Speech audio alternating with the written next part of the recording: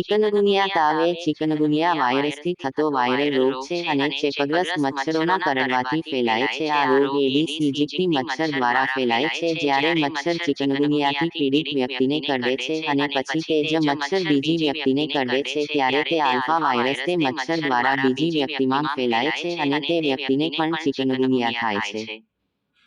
ચિકનગુનિયાના લક્ષણોમાં તાવ, શરદી, ઉબકા, ઉલટી, સાંધામાં દુખાવો અને માથાનો દુખાવો શામેલ છે. દર્દીને સામાન્ય રીતે 100-104 ડિગ્રી સેલ્સિયસ તાવ હોય છે. ચિકનગુનિયાની સારવારમાં મુખ્યત્વે લક્ષણો દૂર કરવા પર ધ્યાન કેન્દ્રિત કરવામાં આવે છે. ચિકનગુનિયાથી બચવા માટે મચ્છર કરડવાથી બચવું અને ઘરની અંદર કે આસપાસ પાણી જમા થવા દેવું નહીં. મચ્છરદાનીનો ઉપયોગ કરો અને દિવસ દરમિયાન પણ મચ્છર ભગાડવાની કોઇલ ચાલુ રાખો. ચિકનગુનિયા તાવનું કોઈ ચોક્કસ ઉપચાર નથી, પરંતુ લક્ષણોને નિયંત્રિત કરવા માટે કેટલીક સારવાર પદ્ધતિઓ ઉપલબ્ધ છે. લક્ષણોની સારવાર. આરામ.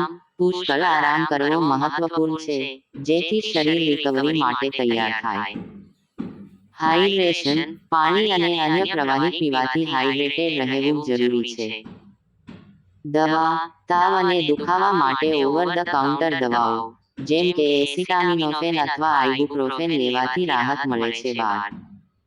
સાંધાના દુખાવા માટે ગરમ સેક અથવા આઈસ પેકનો ઉપયોગ કરીને દુખાવો ઘટાડવો.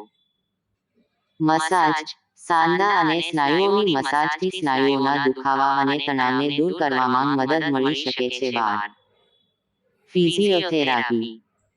ફિઝિયોથેરાપી દ્વારા અંગયુક્ત ગતિશીલતા અને શક્તિ તાલીમ વ્યાયામો કરવામાં આવે છે, જે સાંધાના દુખાવાને ઘટાડવામાં અને રિકવરીને ઝડપી બનાવવામાં મદદ કરે છે. ઘરગથ્થુ ઉપચાર. આરામ કરો, વધુ પાણી પીવો અને પૌષ્ટિક આહાર લો, જેમાં તાજા ફળો અને શાકભાજીનો સમાવેશ થાય. આ તમામ પગલાં ચિકનગુનિયાના લક્ષણોને નિયંત્રિત કરવામાં મદદરૂપ થાય છે. જો લક્ષણો ગંભીર હોય, તો તાત્કાલિક તબીબી સહાય લેવી જોઈએ. ચિકનગુનિયાના લક્ષણોમાં નીચેના મુખ્ય લક્ષણો જોવા મળે છે.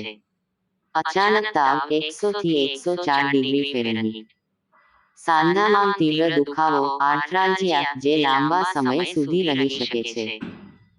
માથાનો દુખાવો અને સ્નાયુઓમાં દુખાવો. ત્વચા પર ફોલ્લીઓ અથવા રેશ. ઉબકા અને ઉલટી.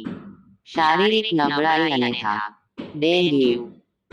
ડેન્ગ્યુ તાવ એ મચ્છરજન્ય રોગ છે, જે ચેપગ્રસ્ત માદા એડિસ મચ્છરના કરડવાથી ફેલાય છે. રોગ ડેન્ગ્યુ વાયરસના કારણે થાય છે અને તેના લક્ષણોમાં તાવ, માથાનો દુખાવો, સ્નાયુઓ અને સાંધામાં દુખાવો અને ત્વચા પર ફોલ્લીઓનો સમાવેશ થાય છે.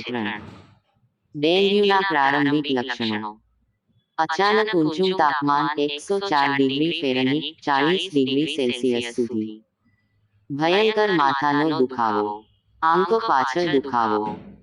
ગંભીર ડેન્ગ્યુના લક્ષણો. પેટમાં ગંભીર દુખાવો. સતત ઉલટી થવી. રક્તસ્રાવ. મળમાં અથવા મૂત્રમાં રક્ત. ઝડપી શ્વાસ લેવામાં મુશ્કેલી. ઠંડી, ભીની ત્વચા. ગંભીર થાક અને બેચેની. ડેન્ગ્યુથી બચવા માટે મચ્છરોને ઓછા કરવા જોઈએ અને મચ્છરોથી બચવું જોઈએ.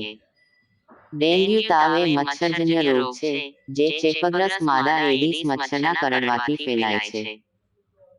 આ રોગ ડેન્ગ્યુ વાયરસના કારણે થાય છે અને તેના લક્ષણોમાં તાવ, માથાનો દુખાવો, સ્નાયુઓ અને સાંધામાં દુખાવો અને ત્વચા પર ફોલ્લીઓનો સમાવેશ થાય છે.